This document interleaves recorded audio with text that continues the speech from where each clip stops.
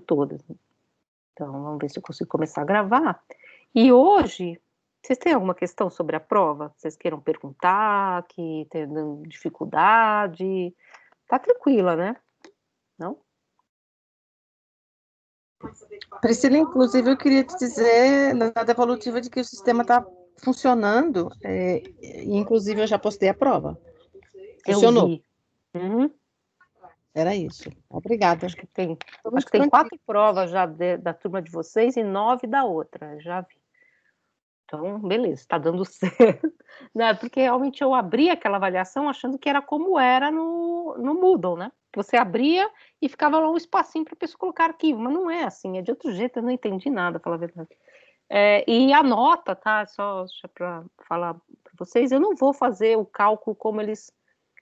Vale toda a prova, a nota vale tudo, mas tem os fóruns também, tá? Então, quem fez os fóruns, eu vou somar, assim, eu acho que, gente, a gente está numa situação, assim, de tentando reconstruir juntos esses elementos de ensino à distância, de ensino remoto, porque não é ensino à distância, e eu acho que todos os professores, eu imagino, estão tendo essa boa vontade de entender também que é uma situação muito estranha, né? Enfim, que a gente não está numa situação ideal, que há muitos textos vocês não tiveram acesso adequado, né? Os textos chegam muito em cima da hora, porque eu não consigo mandar para vocês. Então, é claro que tudo isso está sendo contado, tá, gente? Então, eu acho que vale a pena tentar e eu vou falar uma coisa aqui, vai gravar, mas tudo bem. Como eu posso tentar falar para vocês, assim, ó, tal coisa, refaz, tal, antes do dia 18, porque até o dia 18 vocês, inclusive, podem tirar a disciplina, né? A disciplina vai até dia 18, vocês podem cancelar, não que eu acho que vocês devam, tá? Não é minha ideia, não. Então, não se preocupem tanto, assim, com a nota, e era um pouco o que eu ia falar, eu não vou calcular a nota tal como está proposto lá. Eu vou, na verdade, ler, ver se vocês fizeram os fóruns, né? Dar aquela conferida nas outras atividades que vocês participaram e juntar esses elementos, tá? Dentro do que, evidentemente, a gente conseguiu alcançar nesse curso, que foi um curso muito atípico, tá? Então, e a prova vale tudo, vale todos os pontos, né? Enfim, que a gente pode computar aí, mas eu acho que eu acho que vocês não precisam se preocupar com isso, assim, enfim, dentro do espectro, assim, como disse um professor, assim, se não tiver plágio e a gente estiver aí dentro de uma conversa, a gente está dentro da conversa, é o que a gente está conseguindo fazer, e agradeço vocês, inclusive, por vocês continuarem no curso, porque, né, tá bem difícil, né, que eu entendo que não está nem um pouco adequado, né, mas... E hoje, eu queria terminar de falar daquele texto da Tatiana Lotieres, o que vocês estão lendo, a versão da tese dela, que é um livro todo construído em torno da pintura do Modesto Brocos, que é aquela pintura A Redenção de Cã, que acompanhou uma fala sobre a política do embranquecimento, de um autor que tinha também uma relação científica e religiosa, então ele se aproveita um pouco dessa dupla adesão e para se valer dessa tela, só que ele usa essa tela como uma ilustração, essa tela ela foi pintada em outro contexto, mas com esse título, então ele usa nesse contexto, e a Tatiana recupera, a partir dessa tela, essa autora, todos os elementos que constituem esse discurso, que é o discurso do embranquecimento, todas as polêmicas, as tensões que estão subjacentes a essa figura. Por que nos interessa muito essa questão aqui? Porque a gente está falando de alegoria, né? De alegoria e paisagem, no certo sentido, a paisagem como aquilo que não seria alegoria, mas que também é perpassado pelo alegórico, ou seja, como formas discursivas constroem, vamos dizer assim, elementos de mediação da verdade e da realidade. Então aqui a gente está num elemento clássico de construção de uma tópica, que é uma tópica de uma reapropriação do Gênesis 9, que vai sendo reformulada por vários elementos históricos e que vem aportar, então, no século XVII, na América, como uma espécie de imagem ambígua da possibilidade de você escravizar povos, né? Como se isso tivesse dado numa espécie de origem desses povos, que seria essa origem no mito de Cã. Muito embora a Tatiana é muito delicada nesse sentido, mesmo esses autores que se valem dessa imagem, eles se valem como alegoria, como metáfora. Só que uma metáfora que é fortíssima, né? Porque é uma metáfora que aponta para questões da Bíblia. E aí ela vai mostrar como essa metáfora, ela permite que a gente entenda essa metáfora ou esse mito, né? E aí ela diz, né, o mito é aquilo que se põe no lugar de uma explicação lógico-formal que se põe no lugar de um argumento, quando esse argumento ele é incompatível, você não consegue compatibilizar duas questões, então você cria uma espécie de elemento mítico que articula, vamos dizer assim, esses dois lados. Ela pega essa questão do Lévi-Strauss, né? Então, o que é um mito? Então, esse mito, o mito de Cã, serve, vamos dizer assim, para fazer essa passagem, né, de um âmbito ao outro, ou seja, de um âmbito da universalidade do colonizador que quer salvar as almas, que quer branquear pelo batismo, tá? Então somos todos iguais, ao mesmo tempo você reverte num elemento de estrutura escravocrata que tem que se legitimar. Então, como você legitima esses dois elementos?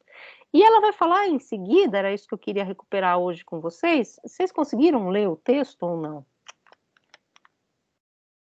Silêncio. Normal. Mas leiam, vale muito a pena, tá? Nem que não seja agora, nem que seja mais para frente, até comprar o livro, eu acho que o livro vale muito a pena, tá? Então, ele é muito bem escrito e traz as questões com muita clareza. Então, ela vai falar, então, como esse mito ele serve para pensar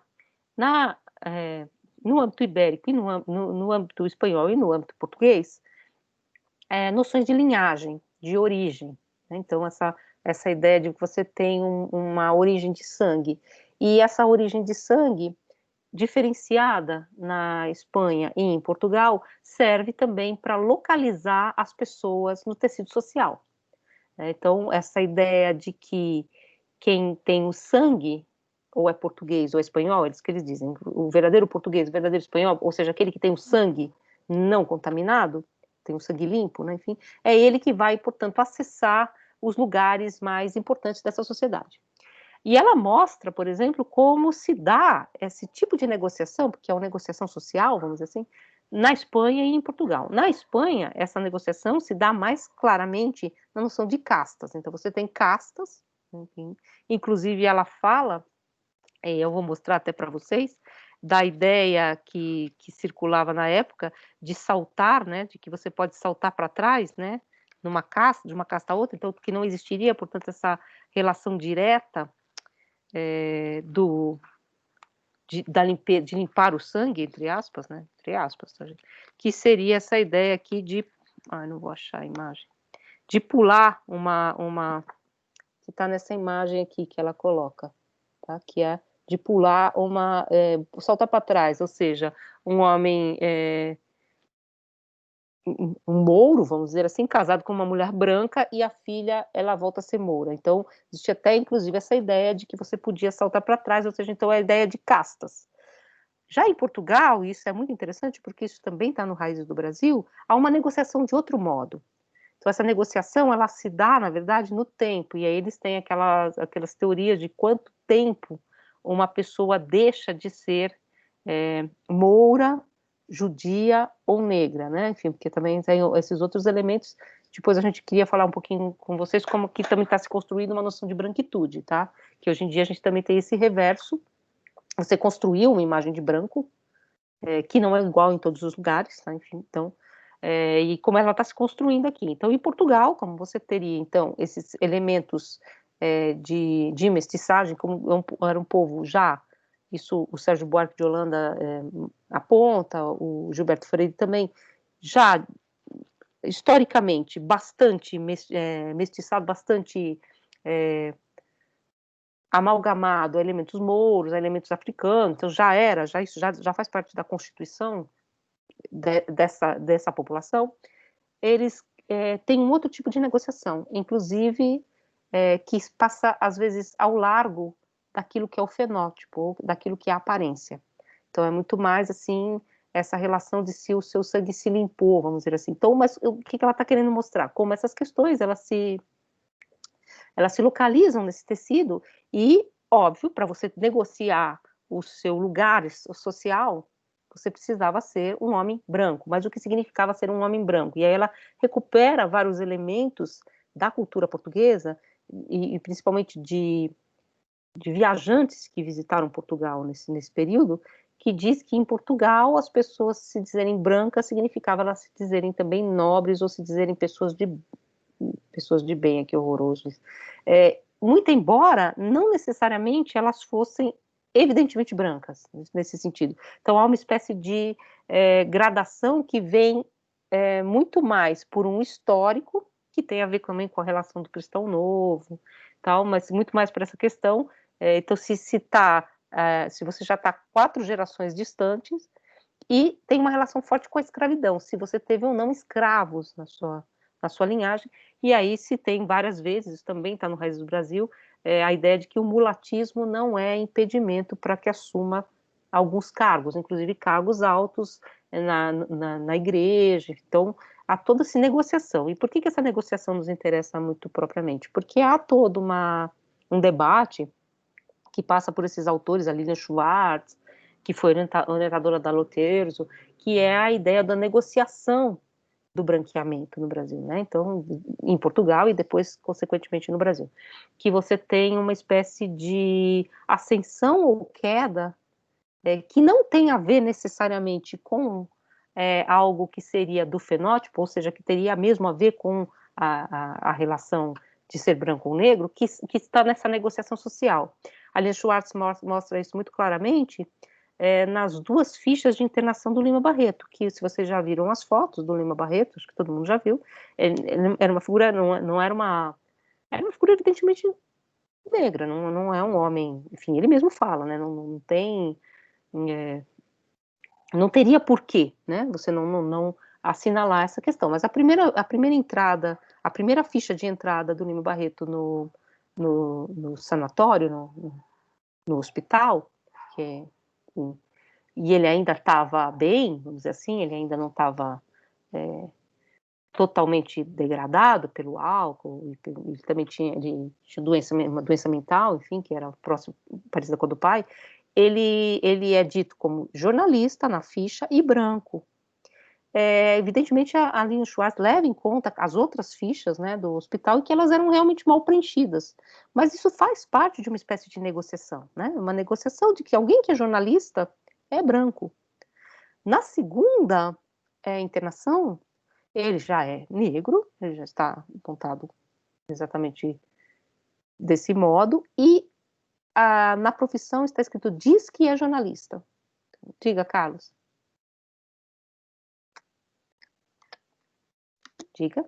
Boa noite, professora. É que essa questão da questão de como se forma a ideia de branco, eu me lembrei de um filme que chamou bastante atenção recentemente, o Bacurau, que isso aparece no filme, né, numa cena que vem americanos e europeus brancos, né, fazer uma caçada esportiva de humanos no Brasil, e eles contam com a ajuda de 2 brasileiros brancos, e aí tem um momento que eles conversam, aí perguntam para os brasileiros, de onde vocês são? Aí o brasileiro fala, ó, a gente é do Sul, que é um lugar diferente, colônias alemãs, colônias italianas, é um lugar rico, então a gente é branco igual vocês. Mas aí o pessoal fala para eles, não, mas a gente não acha que vocês são brancos como nós, não, vocês estão enganados, né? Vocês são latinos. É. Eu vi, é bem interessante isso. Você sabe que não sei se vocês já viram a foto da Lilian Schwartz, né? Ela disse que quando ela falando com um aluno dela, que era um aluno negro, que inclusive trabalhou comigo, ela disse que quando ela foi para os Estados Unidos, ela preencheu branca, porque ela é realmente branca. E eles riscaram e escreveram latina. Ou seja, é uma negociação também, né? O que é ser latino, né? Assim, então, essa negociação, exatamente, nós não somos brancos. E outra negociação também, que eu vou falar um pouquinho agora, que é da Tatiana, e faz parte dessa constituição da branquitude, é que, por exemplo, em Portugal, essa noção de branco, ela se constrói não só em relação ao negro, né? Enfim, aquilo que a pele branca e a pele negra, mas também em relação ao Moro e ao cristão novo. Então, judeu também não é branco, entre aspas, né? Então não tem a ver com uma questão apenas do fenótipo.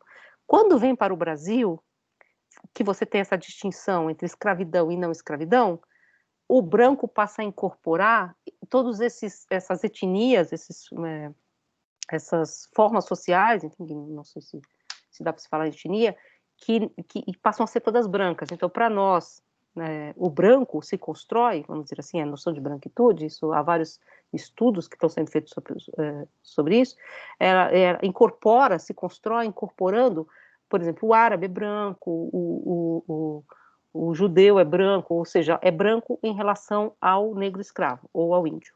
Então, existe esse branqueamento, é uma outra concepção de branco também. Então, ser branco não é também algo que é evidente. Que é isso que eu acho que a Tatiana mostra muito bem em Portugal, já nos 700. Como você tem que construir, para além até da própria coloração da pele, uma relação de branqueamento, de ser branco, como um lugar social. Então, esse é um lugar social também, que se constrói contra, vamos dizer assim, o ser cristão novo, né? O ter sangue judeu, o ter sangue moro. Então, você vai construindo essas linhagens que faziam com que essa população ela ocupasse, vamos dizer assim, os espaços mais nobres, né? Enfim, então, um pouco essa questão. E voltando aí já ao século XIX, que a Lulia Schwartz estuda essa questão do branqueamento, na figura do Lima Barreto, ela compara, então, esses dois momentos da vida dele, quando ele está mais ou menos incorporado, né, quando ele está jornalista e não está tão doente ainda, enquanto ele... É muito triste essa história, mas ele dá umas entrevistas, inclusive, quando ele vai a primeira vez no sanatório, que sai num livro que chama Vida Literária, será? É o livro do João do Rio, ele dá uma entrevista, dizendo, estava cansado, precisava descansar, não sei o quê. Então tem aquela coisa meio assim, ainda tem um certo brilho. Na segunda vez, ele já não tem mais nenhum brilho, ele já está bastante afastado dessa vida brilhante da literatura, que é essa vida do jornal, das revistas, né? Já está bem mais envelhecido, então ali eles colocam não só que ele não é branco, mas que ele também não é jornalista. Então, essa negociação é dupla, né? Nossa, o que é isso? Reunião de coordenadores, um negócio aqui estranho. Bom, deixa pra lá. Então, a questão é que não é exatamente apenas pela relação objetiva, tem uma subjetividade que está incorporada nessa questão do branqueamento. Então, ela vai mostrar muito bem como isso se dá na Espanha e como isso se dá em Portugal de modos diferentes, como então a branquitude se constrói de modo diferente em cada um dos lugares, né? E como isso aporta depois, evidentemente, no Brasil.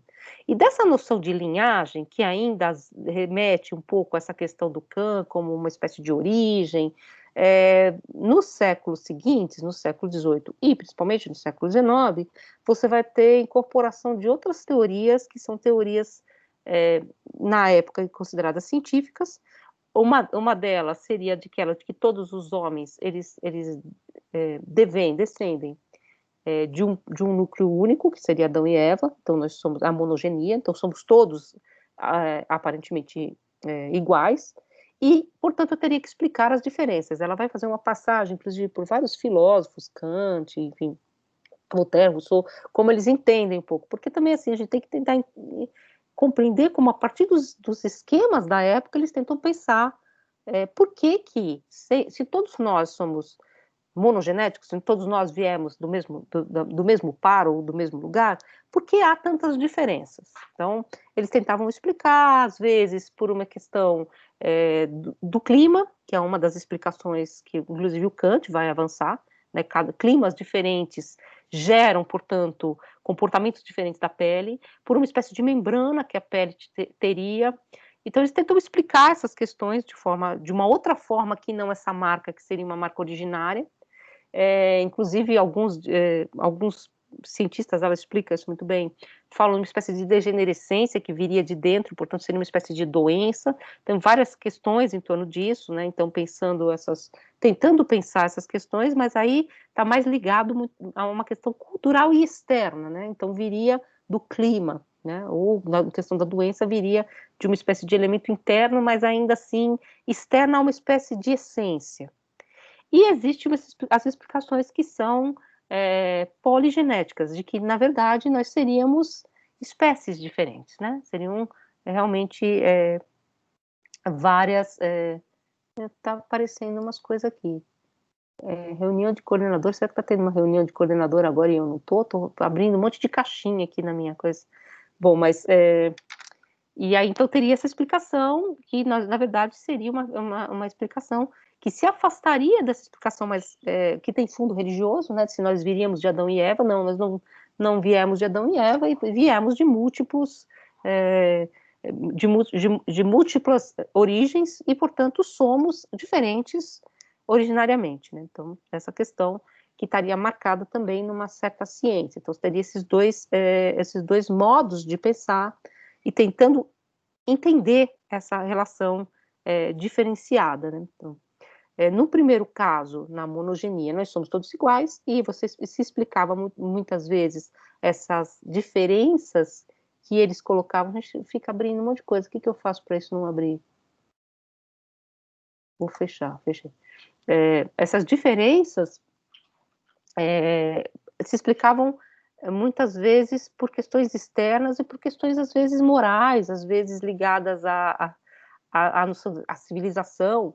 Se chamavam de raças atrasadas, muitas vezes, né, de populações atrasadas, tal. Então, se explicava desse modo, porque se somos monogeneticamente descendentes do mesmo ramo, somos iguais. Agora, outras versões já se explicavam, já se multiplicavam essas possibilidades, pensando que são raças diferentes. Então, elas teriam origens diferentes, se afastando, inclusive, desse laço comum religioso.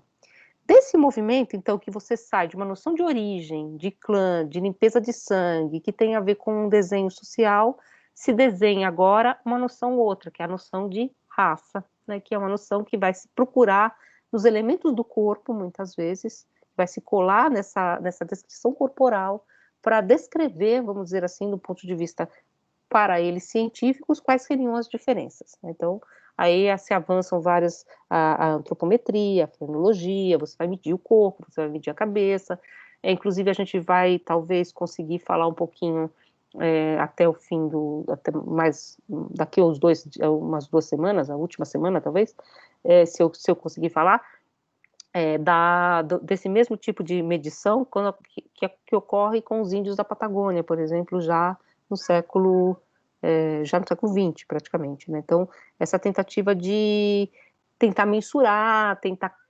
calcular, enfim, que é muito próprio a essa dimensão moderna, vamos dizer assim, da ciência, que tenta pensar, então, esses elementos de raça como elementos que seriam objetivamente verificados. Então, aí você avança para essa outra questão, que seria essa questão de o que faz essas diferenças, né? De onde vem essas diferenças. Acoplada a essa ideia ou da monogenia ou da poligenia, vem a outra questão que, volto a dizer, a Tatiana explica muito bem, ela tem um desenho no século XVII, do século XVIII, depois ela vai se modificar, que é a questão do hibridismo, das misturas, vamos dizer assim, da mestiçagem, para usar uma palavra de época, que era lido nos 700 como uma espécie de... não interessa se a pessoa tem as marcas, enfim, mas contanto que o sangue tenha se limpado e não tenha mais escravos na minha tradição, então eu posso realmente ascender. Então essa questão que está lá no 700 de Portugal, e como ela vai aparecer como política nacional a partir do século XIX, né? Inclusive porque você vai começar a assimilar essa noção de raças e civilização à noção de nação, à noção de cultura, né? Então você vai pensar a nação brasileira. Então como é que você assimila essas questões e como aparecem, então, os dois lados desse elemento do intercurso entre raças, se você vai permitir, se você não vai permitir. Por exemplo, ela cita um inglês, eu acho, que viveu muito tempo nos Estados Unidos e que vem para o Brasil no começo do século no século XIX, e ele fica espantado de que negros e brancos se sentem à mesma mesa, numa confeitaria. Porque o desenho da separação racial nos Estados Unidos é muito diferente. Então, você não tem nem sequer essa relação de trocas, vamos dizer assim, que no Brasil gera essa questão, vamos dizer assim, que é a questão da mestiçagem. Aí essa questão ela vai ser muito importante, vamos dizer assim, inclusive nos anos 60, nos anos 70, para clássicos da literatura brasileira. Se vocês lerem o livro, vocês vão ver como essa questão aparece no século XVIII, no século XIX, como o Brasil é o país mais misturado do mundo. Isso mostra como você tem um tipo de feição, como diz, você não encontra duas pessoas com a mesma cor, você encontra desde pessoa mais branca até pessoa mais negra, tudo misturado, segundo eles, e segundo uma relação que inclusive para eles é mensurável, nós seríamos brasileiros muito feios, né, por causa disso, porque nos afastamos muito do padrão de beleza grego, né, enfim, uma coisa que parece totalmente away, mas era ciência para eles, né? Então você pega um padrão greco-romano de escultura, essa aqui é a beleza, e há graus de afastamento desse que seria o padrão, né? Que é o lineamento grego. Então você teria todos esses graus de separação que fariam, portanto, uma espécie de gradação ou degradação das sociedades. Isso levando em conta, então, que esse elemento de mestiçagem, esse elemento de hibridização, era muito mais comum na América Espanhola e na América Portuguesa, muito mais especificamente, porque já estava lá como uma espécie de elemento, inclusive, constitutivo de Portugal. Você podia ascender, vamos dizer, ao elemento, a ser branco, mesmo não sendo, né, então. E aí, então, a gente vai ver como essa questão aparece no Brasil. E aí ela tem dois desenhos que eu acho que são interessantes de marcar, e a Tatiana marca muito bem. O primeiro é de que isso deveria ser evitado, né, no certo sentido, porque há toda uma concepção pseudocientífica de que se levaria a uma contaminação, vamos dizer assim, de elementos de raças mais atrasadas nas raças mais civilizadas, enfim, como eles falavam na época. É claro que isso não faz o menor sentido hoje em dia, mas era um pouco essa ideia de uma espécie de você deslocar também para um elemento que você não sabe o que é. Eu acho muito engraçado porque o Mário de Andrade, no texto que chama Aleijadinho, ele pega esses mesmos elementos que são vistos como algo de perigoso, porque você tem a característica do negro, a característica do branco. Agora, quando você junta, você não sabe o que é esse terceiro. Então, ele pode tanto levar todos os elementos ruins de uma raça e de outra, e criar uma terceira que, como vocês viram no texto que eu li do Nicolau I, que carrega os vícios das duas, né? Agora, o que o Mário de Andrade fala do Aleijadinho, lembrando que o Mário de Andrade também não era um homem branco, é exatamente que é isso que é interessante, ele não tem essa constituição fixa. Portanto, esse terceiro, que é esse terceiro que viria a ser nem branco nem negro, é algo que você pode imaginar, é algo que pode se recriar. Mas isso não era visto exatamente como algo interessante. Então, toda uma pesquisa sobre essa questão, né? Enfim, inclusive enfim, se vocês quero que vocês leiam o texto, porque ele tem questões do Nina Rodrigues, enfim, inclusive como se pensava na época. A outra vertente dessa mesma leitura é a ideia de que, se nós miscigenarmos o máximo possível, haverá esse branqueamento, que é um branqueamento objetivo.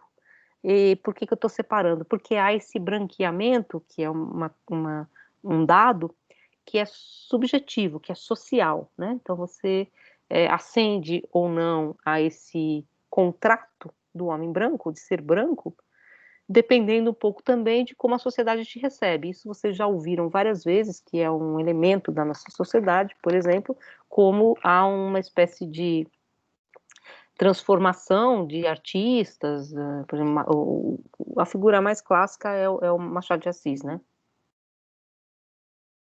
Que é uma figura que, na sua efígie, enfim, que foi que nos foi passada é um homem extremamente branqueado, né, enfim, na imagem.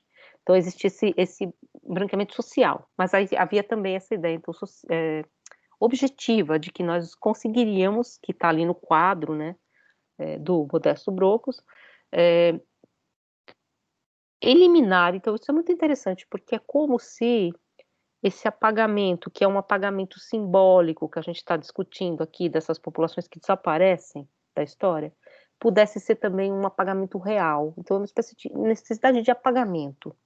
Nós queremos apagar que essas populações tiveram algum tipo de vivência aqui no país, porque a gente quer simplesmente engoli-las, vamos dizer assim, numa espécie de branqueamento. Então, existe essa outra teoria, que é muito interessante, como são duas teorias que têm sinais opostos, mas são muito parecidas, de que você ia conseguir uma população branca, né?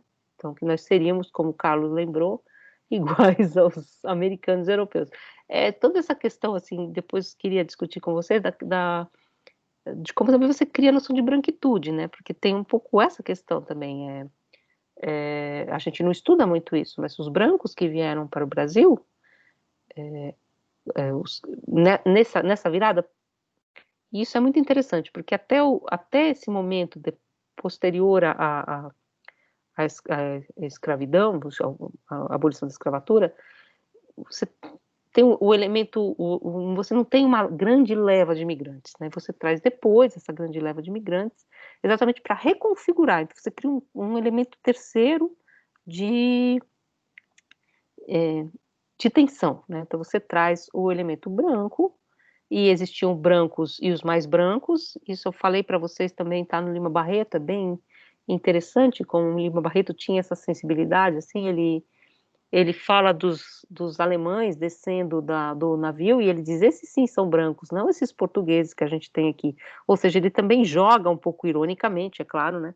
Falando assim, tá, vocês também não são brancos, né? Enfim, então, jogando um pouco ironicamente, que não tem a ver exatamente com a cor da pele só, né? Então, essa outra negociação. Então, você traz esses brancos, essa era a ideia. A gente vai trazer esse elemento, né, esse elemento europeu. Então, os brancos mais brancos. Então, a gente vai escolher, né? A gente quer os italianos, principalmente os alemães, que são mais brancos.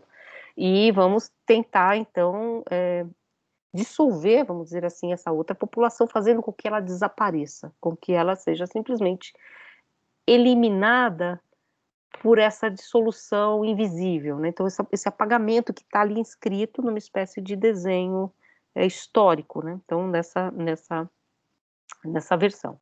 E aí eu queria ler uns trechinhos para você disso tudo que eu estou falando, desse primeiro capítulo, então, que é o capítulo que eu sugeri que vocês lessem, né? Que é o capítulo sobre o título da tela, né? O título dessa tela.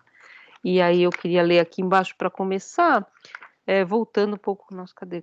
Eu acho que esse negócio gruda tudo, sai tudo do lugar, tá aqui. Então, essa questão do Gênesis, primeiro, como ela desaparece, como ela vai sendo incorporada, e aí na página 86, eu sei que não adianta porque a página de vocês é diferente, ela diz, em meio a uma gama de posições que emergiu no debate sobre a origem e o futuro das diferenças, o grande divisor de água torna-se a cisão entre monogenistas e poligenistas, como eu falei para vocês. Aqueles, portanto, que vão pensar que nós viemos todos do mesmo lugar, e aqueles que acham que nós somos várias espécies variadas. Respectivamente, os defensores de um nascedor comum à humanidade, e o Gênesis seria, portanto, essa marca, né? Ou uma origem remota de outro tipo, e aqueles que percebiam em cada raça uma origem distinta, enterrando de vez as alusões às escrituras como explicação. Entretanto, à medida que o Gênesis 9, que é a história de Cã, perde espaço como modo de explicação privilegiada pelos teóricos para justificativas mais terrenas, baseadas em causas empíricas, preserva-se uma tendência a naturalizar as diferenças, bem como os esforços para demarcá-las em meio a fronteiras genealógicas e, portanto, fixadas ao corpo e à moral de forma indelével. Então, eu saio da ideia de uma origem mítica para uma origem que é corporal e também que é ligada à ideia de cultura e civilização. Então, você vai passar a esses dois elementos.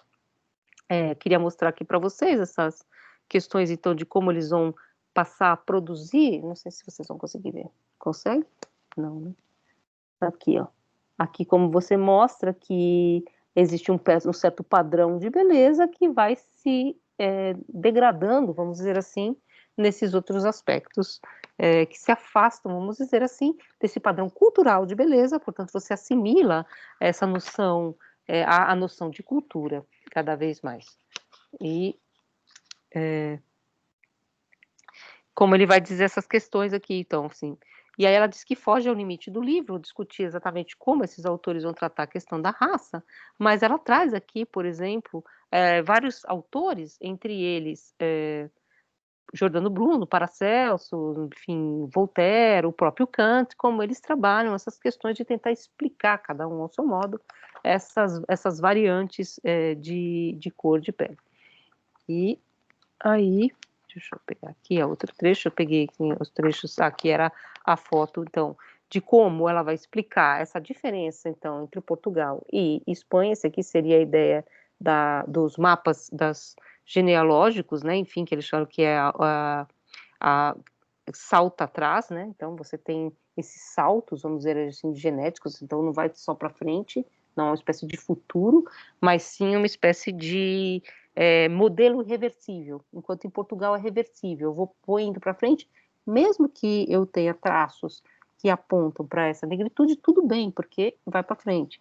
Isso por uma Constituição que eu acho que é muito interessante, que ela anota, que faz parte depois da nossa construção de negociação de branquitude, né? E aí ela vai dizer, então, na página 101, desse modo, uma combinação entre a matemática geracional das transformações epidérmicas, pureza de sangue e escravidão pareciam contribuir para um ordenamento complexo entre os habitantes do Império Português, que jogavam com as expectativas de transformação racial e distinção, e somam-se a esse tipo de cálculo estudos que buscam comprovar a reversibilidade da cor. Então, em Portugal, você tinha esses estudos muito mais complexos, que não tinham a ver com, na verdade, uma irreversibilidade de marca, uma marca para sempre, mas sim estudos muito mais maleáveis. Inclusive, ela cita aqui vários exemplos, vamos dizer assim, de pessoas que negociaram. Ela cita exemplos bem específicos de figuras que, apesar do mulatismo, o mulatismo não é uma marca que impeça que ele atinja a distinção branca para ocupar tal lugar. Isso em Portugal. Então, essa negociação também que passa, às vezes, ao largo, inclusive, da própria cor da pele. Na verdade, é um outro tipo de negociação que está em ordem, né?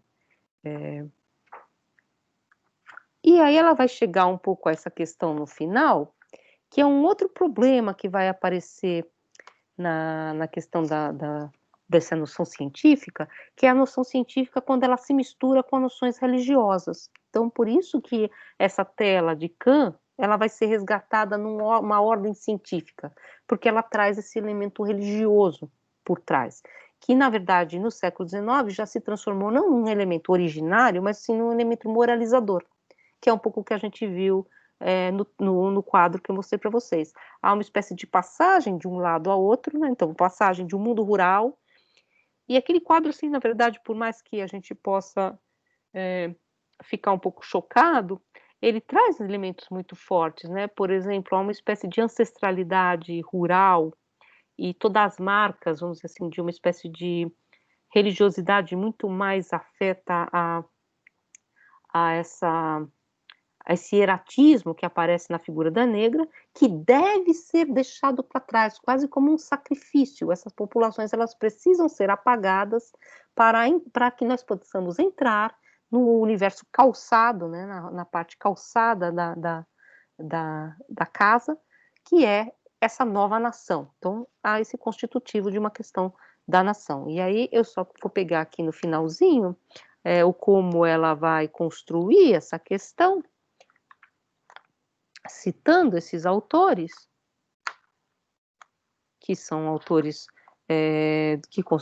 dessa construção do pensamento do século XIX, então, assim, né? Há vários outros modelos também, inclusive há modelos de autores que dizem que não há nenhuma diferença, enfim, que não há nenhuma questão aí implicada na essência, enfim. Deixa eu ver o que eu tinha marcado aqui, peraí.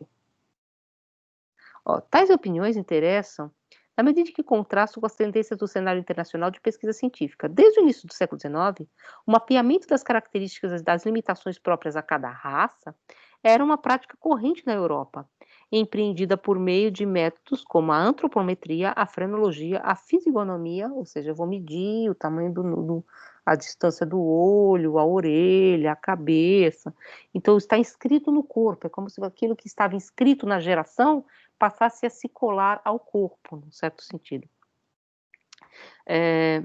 Esse tipo e o índice encefálico, a medida do ângulo facial e o índice encefálico. Esse tipo de experimento reforçava a correlação entre traços distintivos da aparência e qualidades morais, convergindo para um novo uso do termo raça, que passa a ser, portanto, distinções que são do corpo, mas também distinções do corpo que apontam para distinções morais. E daí que entra aquela questão de que os cientistas diziam que essas raças se afastam do padrão de beleza, que é o padrão normativo da civilização, que é o padrão normativo grego, né? Na definição de Georges Cuvier, por exemplo, essa palavra designaria grupos com características fisiológicas fixas e imutáveis. Se o anatomista francês considerava que as pessoas negras não participavam da igualdade do homem e dizia que estariam mais próximas dos macacos, pouco depois dele, o naturalista Julien-Joseph Virey apontou que todos os povos feios são mais ou menos bárbaros porque a beleza é inseparável das nações mais policiadas. Então, que seria esse ideal greco-romano. O que eu acho que ela faz muito bem nesse livro é mostrar, então, como se constrói todas essas tópicas que passam, então, portanto, desse tropos, dessa figura de linguagem que é a ideia do povo de Cã, para adentrar uma noção científica ou cientificista do século XIX, com a antropometria, com as medidas, que vai assimilar esses elementos a um outro universo. E eu queria só ler no finalzinho desse capítulo, quando ela traz exatamente como se usou esse quadro, como se usou essa pintura para esse tipo de construção. Então, ela cita a Lilian Schwartz, que percebe um sinal que denomina como ambivalente da perspectiva do médico fluminense, que está falando da mestiçagem, né, do Lacerda. A mestiçagem surge como um mal, pois o cientista não desfaz ou não desconhece a máxima do darwinismo social e da antropologia física, mas seria também um bem, uma vez que sinaliza um caminho positivo e definitivo para o Brasil. Aquilo que eu falei para vocês, há dois modos, portanto, de entender o mesmo processo.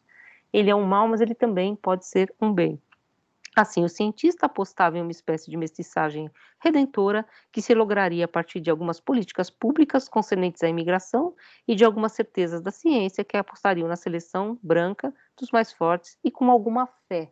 É um pouco essa questão que eu ia trazer para vocês.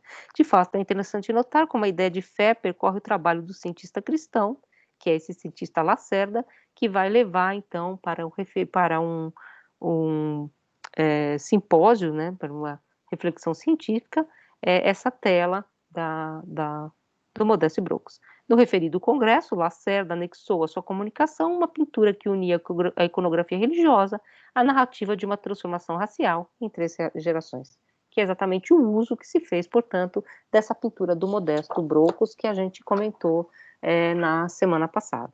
Então, esse seria, então, o tópico que eu queria pegar aqui nesse miolo do curso.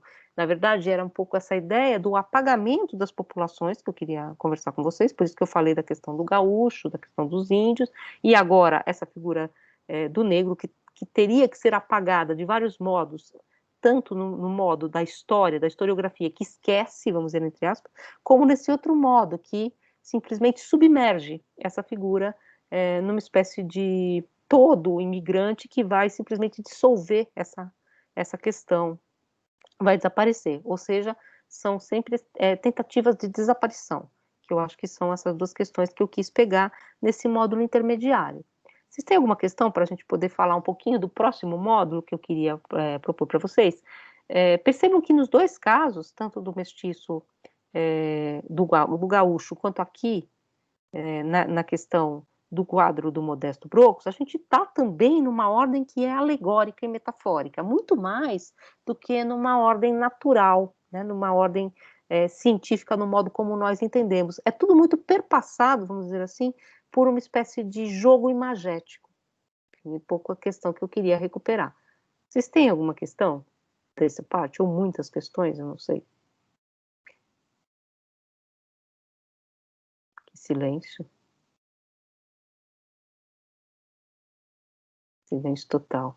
Então, a ideia agora é fechar esse módulo e abrir o módulo seguinte com uma outra questão que também está implicada nesses dois movimentos. Eu quis falar de novo do quadro do Modesto Brocos, porque ele opõe também uma ideia de rural a urbano, ou uma ideia daquilo que é o território antigo, o arcaísmo, àquilo que a civilização que nós queremos conquistar, nós, a América, né? Enfim, isso aparece tanto na questão do gaúcho lá do Martim Fierro, como vai aparecer nesse quadro. Então, uma espécie de oposição também que se dá entre cidade e campo. E agora, a próxima parte que a gente vai ler, os próximos elementos que eu quero trazer para vocês, são elementos que tratam da questão da cidade. Então, como se constroem essas cidades, né? A cidade do Rio de Janeiro, a cidade de Buenos Aires, a cidade de São Paulo, posteriormente.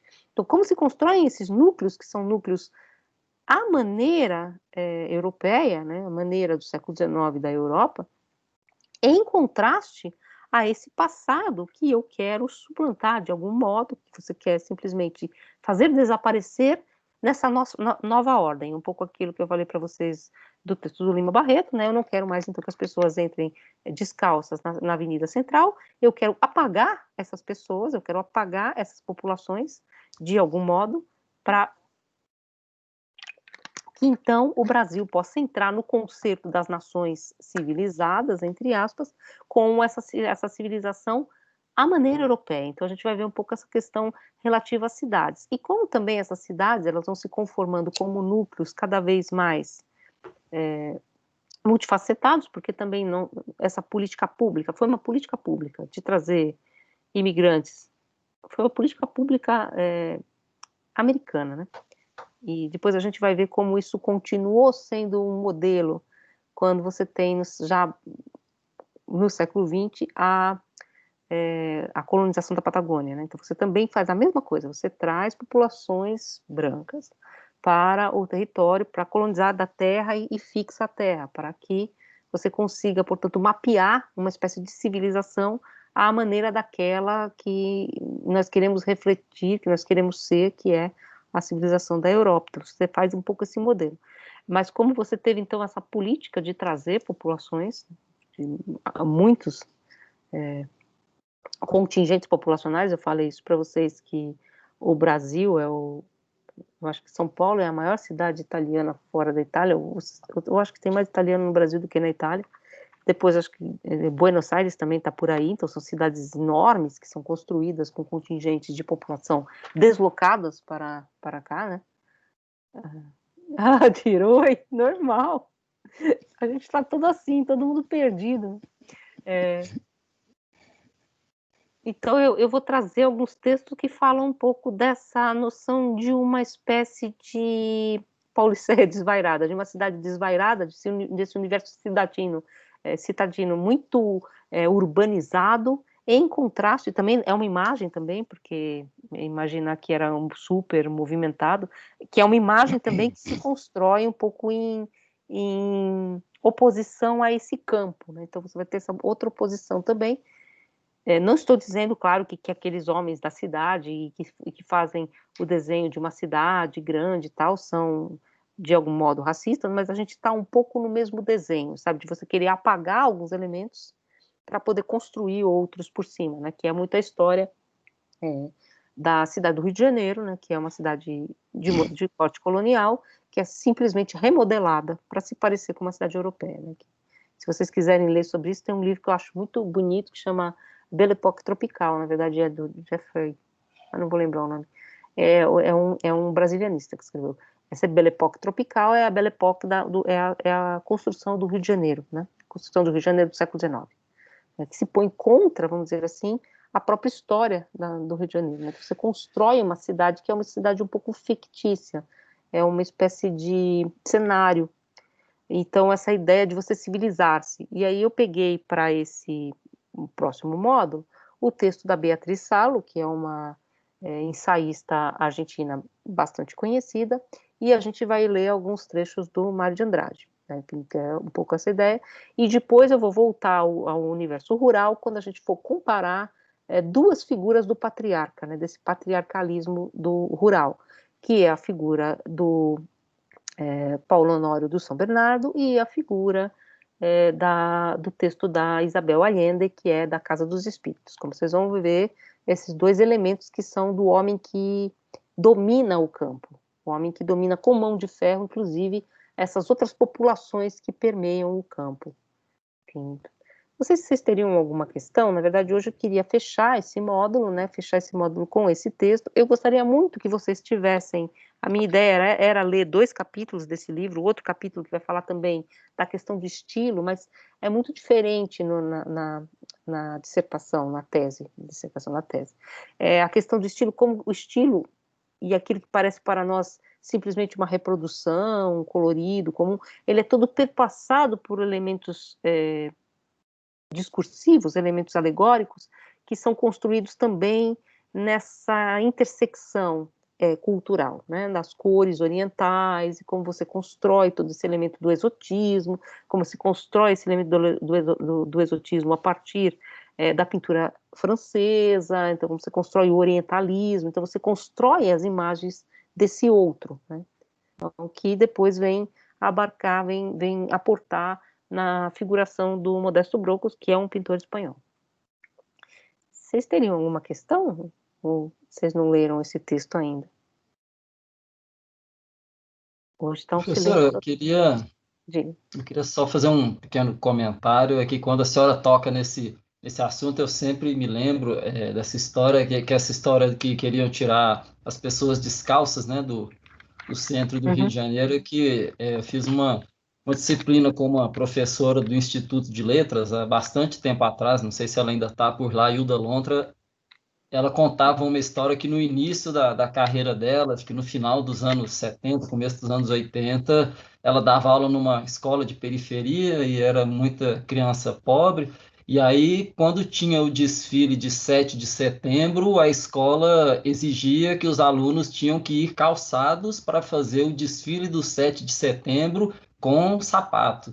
E Isso. aí ela arrumou uma confusão danada da escola, porque ela foi contra e falou: não, as crianças são pobres, a realidade delas é essa, elas têm que desfilar de chinelo. A família não vai ter que se Não tem como sacrificar comprar, para comprar um sapato porque elas andam de chinelo, é porque realmente são crianças pobres. É tipo isso, né? Temos que apagar no desfile a criança isso. descalça, né? E você tem esse desenho de você atacar o problema de cima para baixo, como se atacar o problema fosse atacar a imagem do problema, né? Então, se você tiver de sapato, né? Então, se todo mundo tiver de sapato, é porque nós estamos mostrando civilização. Isso não é epidérmico, né? É colado à pele, né? Assim, é externo, porque você não está se importando se essas crianças têm ou não sapato, se essa educação é boa ou não. É mais uma coisa assim para você formar uma espécie de cenário, né? Essa história do Lima Barreto, na verdade, está no Coração de Isaías Caminha, acaba virando uma revolução. Ele vai falando assim, tipo, uma barricada, como, na verdade, ele inventou essa história, né? Pegando alguns elementos que eram reais, mas ele vira quase uma espécie de 2013, sabe? Assim, o negócio assim vai se espalhando, as pessoas começam a queimar o ônibus, tal, como uma espécie de revolta popular contra exatamente uma imposição que era uma imposição meramente formal, de cima para baixo, né? Enfim, que impõe uma forma, e como se essa forma fosse modificar o costume, né? Como se você pudesse modificar um modo de vida ou reformular os modos de vida pela forma, que é uma coisa muito que a arquitetura do século XIX, da Avenida Central, e depois a arquitetura moderna, vão ter um pouco essa forma de ver, né? Você modifica o espaço, você modifica o homem, né? Então, com várias diferenças aí, mas é um pouco essa ideia. É isso, exatamente, você simplesmente maquiar, né? É uma maquiagem, né, para parecer moderna, né? A Avenida Central, que é a grande avenida do Rio de Janeiro, ela tinha que ser o cartão postal do Brasil moderno. Então, como Brasília é o cartão postal do Brasil moderno da nossa época. Então, você tem que, num certo sentido, só construir edifícios nessa avenida que tenham fachadas modernas. Então, você compra uma fachada num livro de fachadas, e o que você faz por trás, o que você faz dentro da sua casa, você só cola a fachada. Então, quer dizer, é uma espécie de componente meio artificial, né, dessa construção das cidades. Então, que eu acho que a gente vai tentar mapear um pouco, sempre lembrando que o meu curso não é um curso de história, mas um curso de filosofia estética, que está tentando captar esses elementos a partir de imagens, né? No caso no caso do Gaúcho foi a figura do Martim Fiel, nesse caso aqui é a pintura do Modesto Broco, né? Então tentando captar essas questões um pouco também pela superfície, mas a imagem ela carrega todos esses elementos tensos internos, né? Não sei se vocês têm alguma questão aqui de... Professora, esse assunto é um assunto muito interessante, porque parece que nós reproduzimos isso, e vamos reproduzindo o mesmo modelo. Se a gente pega o Rio de Janeiro como exemplo, tu falaste da Avenida Central, que hoje é Avenida Rio Branco, né? Que você saiu destruindo tudo que tinha ali na frente, depois do Morro do Castelo, inclusive eu trabalhei bem próximo de onde era o Morro do Castelo, que você botou um morro inteiro abaixo, né? Porque estragava a perspectiva, né? Porque Exatamente. estragava a perspectiva. Aí depois você vai, tudo bem, o aterro do Flamengo, uma boa parte é aterro, mas também Sim. você vai destruindo coisas, você destruiu o Palácio Monroe, que já era Que já era uma coisa brega, né? breguíssima, né? Mas Diga-se de passagem. ele já era uma Mas coisa pré-moldada, né? Assim, é, pré-montada. a cada novo ciclo, a cada novo moderno, você põe abaixo o que era antigamente. Isso é Sim. uma coisa assim muito louca no Brasil. Eu sou de São Luís, o Centro Histórico de São Luís é uma coisa belíssima, está sendo completamente destruído, tá? As moscas, os casarões caindo, tá? Agora, também não é só uma prerrogativa nossa. Se você pensar em Paris, a modernização de Paris por Haussmann, salvo engano, foi arquiteto, uma vez, eu fiquei até numa rua, Boulevard Haussmann, que eu acho que é Haussmann. Né? Ele fez a mesma coisa também, rasgou o centro de Paris inteiro, se bem que dizem que era por motivos políticos, né? Para permitir que as tropas avançassem para combater revoltas internas. Né? Para acabar com as vielas que viravam barricadas, né? Exatamente. Né? Mas Então, a Paris reforma também do tem Rio de exemplo assim. Janeiro, eles chamavam de haussmannização, né? Uhum.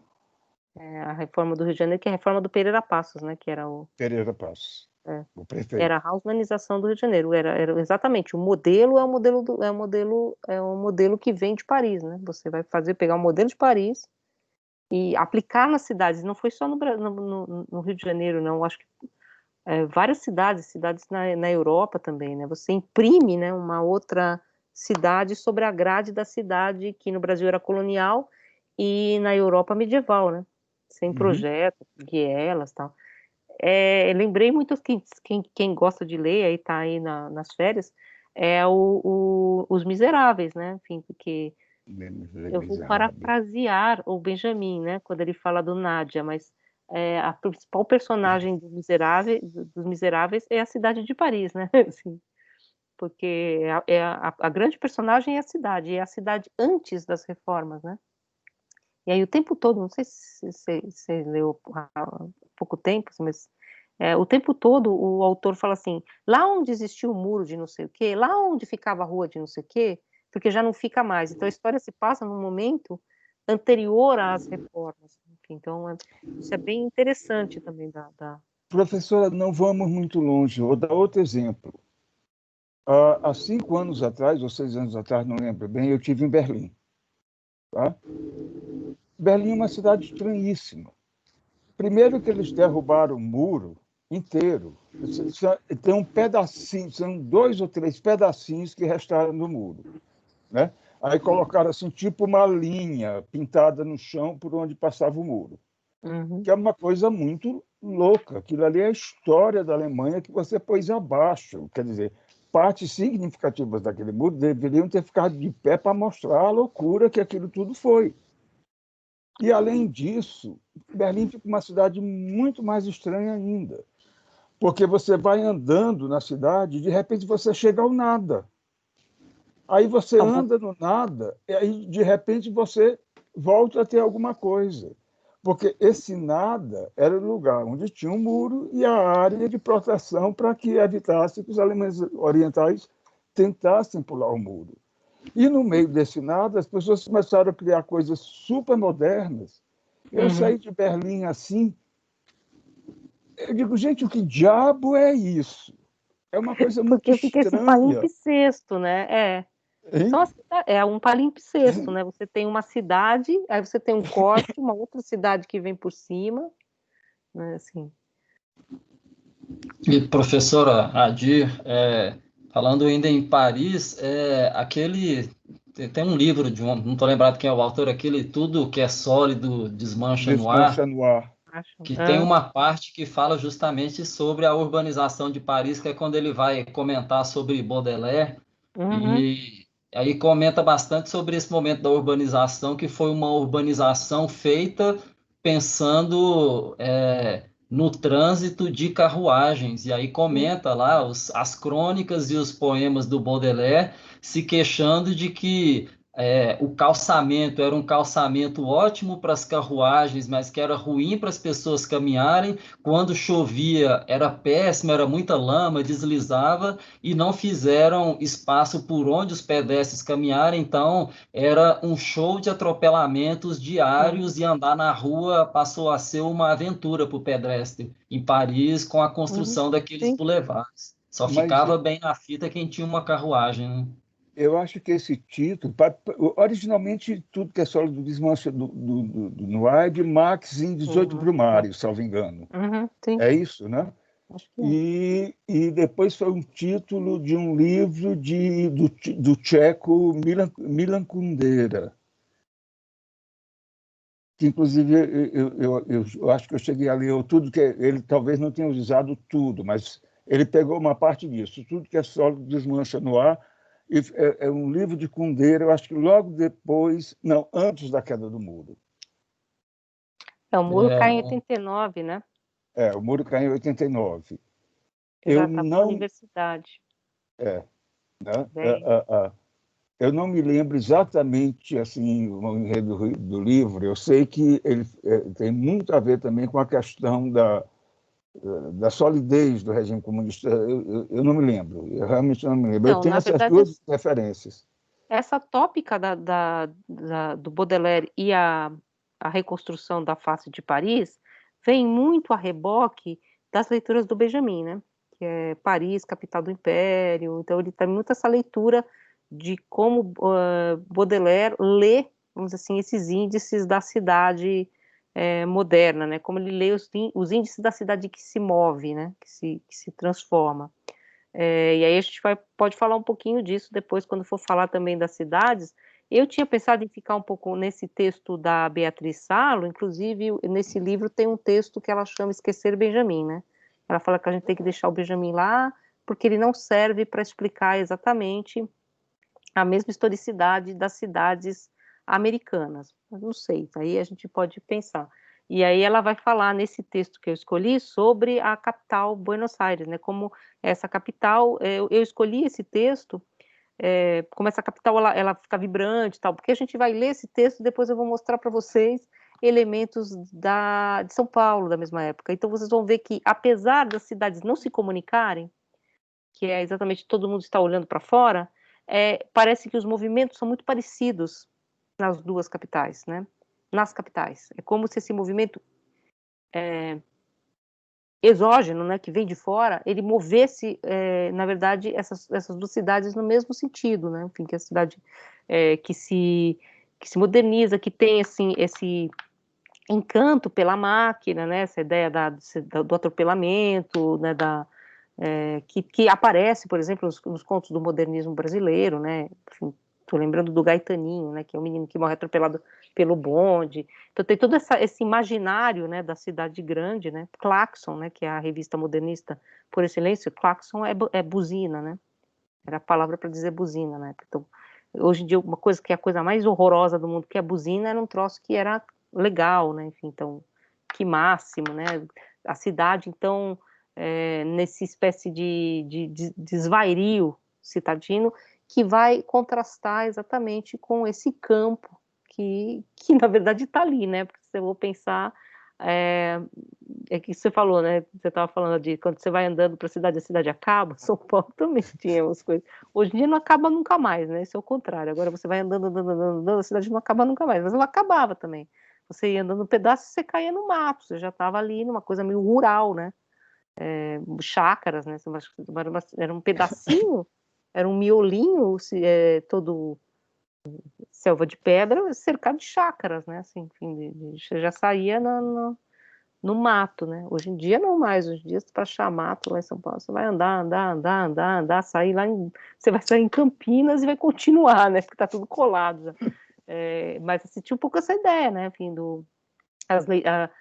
os textos do Levi-Strauss falando de São Paulo, ele fala, mas você vira ali e você tá na roça, né? Então, um pouco essa coisa, assim, também de uma reconstrução dessa noção de urbanidade, que eu acho que vai ser, então, esse próximo módulo. E aí esse módulo é um módulo, eu queria fazer o último módulo também, mas eu acho que a gente está com muito pouco tempo, mas eu coloquei lá para vocês, pelo menos, que a minha última questão que eu queria trazer, assim, para a gente discutir, era um pouco essa questão da última parte, eles falavam, assim, o último confim da Terra, né, que era essa parte sul, né, enfim, da América, que tem muitos elementos, tentando rebater muitos elementos do que a gente está discutindo hoje em relação à Amazônia também, né, índios isolados, e essas questões que eles também enfrentaram e como eles enfrentaram, né, então, e aí eu coloquei ali para vocês dois pedacinhos de vídeos, se vocês quiserem dar uma olhada. Eu não sei se a gente vai conseguir tratar muito dessa questão, então a gente vai passar um pouco rápido, tá? Porque na verdade a gente tem mais hoje, hoje é dia 8, dia 15, né? E aí acabou o nosso curso praticamente, né? Como fechamento, né? Ficaria. Mas a gente pode fazer um fechamento dia 17 também, se vocês quiserem, né? Um fechamento mais acabado, né? Ótimo. Então, eu queria só voltar aqui falando para vocês, assim, do seminário, tá? Esse seminário do novo ensino médio que eu acho que vai ser importante, e abrir para questões aí, se vocês tiverem alguma questão sobre a prova, enfim. Infelizmente, a gente não conseguiu ler os 2 capítulos desse livro, mas eu indico muito esse livro para que vocês leiam, porque ele se reveste de uma atualidade muito grande, principalmente porque ele trata dessas questões levantando muita documentação. Ele pega o Oliveira Viana, o Nina Rodrigues, o quadro, vem desde os 700 e reconstrói um pouco esse imaginário, como esse imaginário passa da noção de origem na noção de localização social, porque tinha um pouco essa ideia, né? Por isso que eu falei para vocês da questão de Portugal, não era exatamente se você era branco ou negro, era a questão de uma localização social. E vem, evidentemente, estava em relação aos brancos, né? Mas também você podia ser judeu, né? Também que não é exatamente negro, mas não é branco. Então tinha todas essas nuances, né? De uma construção de uma ideia do que é português, né? Enfim, até como vem parar numa noção científica de raça que é essa do século XIX, do final do século XVIII, século XIX, que é essa que se apropria dos resquícios, vamos dizer assim, do mito de Cã nessa pintura. E aí o livro reconstrói todas essas questões, como isso vai se colar à pele, como você vai construir uma noção de moralidade, a noção de de que é um corpo lascivo, e você vai construindo todos esses elementos, né, em torno dessa imagem, que chegam até hoje em nós, assim, que aportam até hoje em nós. Na construção do que é branco, que é o que vocês lembraram bem, do Carlos lembrou bem do filme Bacurau, e do que não é branco, né? Como a gente separa essas duas questões, enfim. E como põe questões também que são muito importantes, assim, não vamos expandir essa questão agora, mas de como nós tivemos que procurar outros elementos, a Lilian Schwartz tem papel nisso e tal, para pensar, por exemplo, as nossas políticas de cotas, né? Porque não dá para pensar do mesmo jeito na Espanha, em Portugal e nos Estados Unidos, porque se construíram as relações entre brancos e negros de modo muito diferente, né? Então aqui você tem toda essa acomodação, né? Branco de alma preta, preto de alma branca, branqueamento pelo batismo, e na verdade nós não somos racistas e tal. Você vai construindo de um outro modo, que faz com que quando a gente tenha que mapear novamente essas questões, elas sejam muito diferentes, né? Não, nem melhor nem pior, porque eu acho que é tudo ruim, mas é muito diferente, né, do como você pensa em outros países. Então eu acho que todos esses textos, eles são fundamentais para a gente conseguir lidar com essas questões, pensar essa questão, né? Como que a gente construiu essa política de cotas, como é que a gente vai corrigir os rumos, né? Se ela está para onde ela está indo, se ela está dando certo ou não, todas essas questões que a gente tem que conversar, se ela é suficiente, né? Porque parece que não está sendo, né? Então, não sei. Acho que seria isso, gente. Não sei, eu devia ter já trazido outro texto. Eu fiquei pensando que talvez ficaria muita coisa, mas eu coloquei lá para vocês o slide da aula passada, tá? Se vocês quiserem recuperar, que tem as imagens, um pouco do texto também.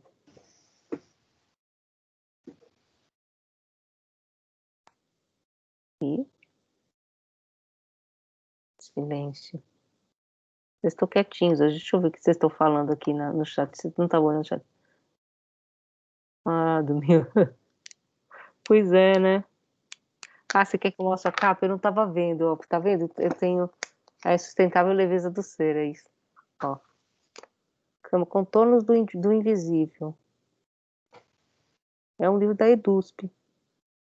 Ele é uma coisa até estranha dizer, porque ele é um livro muito bonito, né? Tem essas imagens do orientalismo, recupera toda essa questão.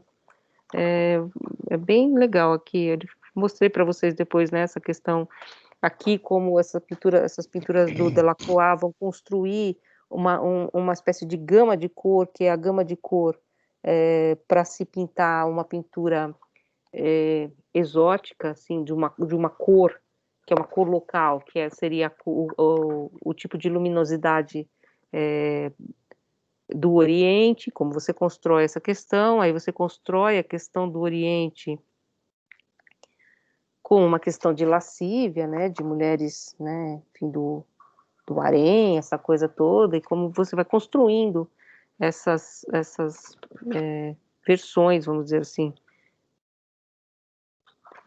do corpo, né, do corpo feminino, de uma feminilidade também que se dá, vamos dizer assim, em relação etnocêntrica com o olhar masculino, e ela vai recuperar essas questões, né, embora isso não apareça tão claramente nessa pintura do Brocos, que não tem um elemento erótico, que também é muito associado à mulher negra e ao homem negro, né? Não tem exatamente nessa pintura, mas em outras pinturas, não necessariamente do Modesto, mas também era algo que já estava bem entranhado, vamos dizer assim, no imaginário da pintura, né? Então, como nada é tão ingênuo, nada é tão simples assim, né? Que eu falei da questão da orelha, né? Como essa questão das voltas da orelha, como elas marcavam. Então é tudo meio impresso no corpo, né? Então você volta tudo para imprimir no corpo esses elementos de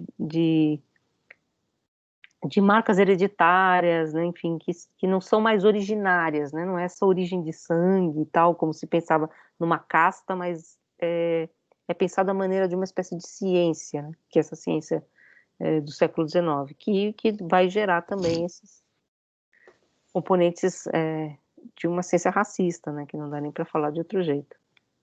Bom, gente.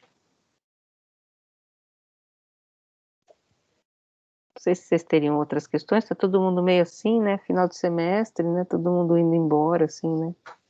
Enfim.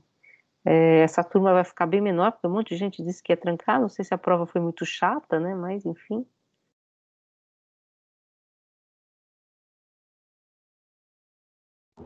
Não, professor, é o desespero das últimas semanas, muita coisa para entregar, aí você fica naquela, será que eu tranco, será que eu não tranco, mas de repente nem tranca, né? Assim, eu vou falar o que que eu vou indicar, tá? E o que que eu indicaria. Se você achou que a disciplina que você quer fazer direito, tipo, assim, eu vou pegar uma disciplina lógica você acha que é uma disciplina muito fundamental para sua formação, que é, né? Então eu não quero fazer de qualquer jeito. Então aí você está sentindo que você não tá, você vai até passar, mas vai ser aquele, né, passar pano.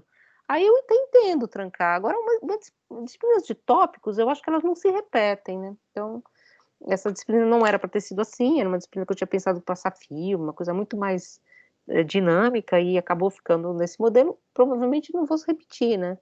Então, assim, o que a gente aproveitou, né, assim, foi um pouco o que deu para fazer. Agora, eu indiquei, quando eu estava na coordenação, eu indiquei muito isso para as pessoas. Se é uma disciplina que você quer muito fazer, tipo um aluno que queria muito fazer medieval. Então, você não vai fazer medieval no modo à distância se você entrou aqui para fazer medieval, né? Faz outra, né? Que pode ser até que você descubra que você gosta muito, né? É um pouco nesse sentido, né? Eu acho que é bom pensar, né? Em disciplinas. E disciplinas que não vão se repetir. O semestre que vem, vocês viram a grade, né? Tem filosofia e feminismo, essas disciplinas que são meio tópicos, que você pode fazer, porque provavelmente você não vai fazer de novo, né? Acho que tem filosofia e feminismo, eu vou dar um tópico de epistemologia. Eu não vi exatamente todos os tópicos, né? Então, Irã com a América Latina. tem América Latina, provavelmente também ele não vai repetir, assim, porque o Willa não repete curso, né? Então eu acho que aí vale um pouco mais, assim, vale a pena tentar levar, né? Mas eu entendo, gente, eu entendo. A gente também já tá bem cansado já desse semestre, né? Vamos ver o que que acontece semestre que vem, né? Que aí a vacina, né, já tá aí. Sei lá. Vamos torcer, né? Professor, eu nem falo, porque nesses últimos 20 dias eu aluguei 2 apartamentos, providenciei 2 mudanças. Semana passada, segunda-feira, feriado, segunda e terça, eu estava com pessoas lá em casa, embalando mudanças, o que tinha dentro da casa do Taquari, para 2 lugares diferentes. Tá? Não. Quarta e quinta, eu fiz uma mudança para 310 Norte e outra para o Sudoeste. Tá? Sexta e sábado, eu fui botar o apartamento que eu estou minimamente funcional. Então, o meu módulo de desespero ligou no domingo, porque eu estou com tudo atrasado. Tudo atrasado. Não, gente, mas vamos fazer assim, ó. A gente tá assim. Eu tenho que entregar a nota até dia 21. Então, vamos também. É que a gente não pode falar, né? Que as aulas acabam dia 18 e vou tentar fechar o quanto antes para não ficar também. Não ficar também pendência, né? Porque a gente já está no fim do ano, né? Mas a gente pode ir conversando até lá, né? Assim. Gente, eu vou desligar aqui.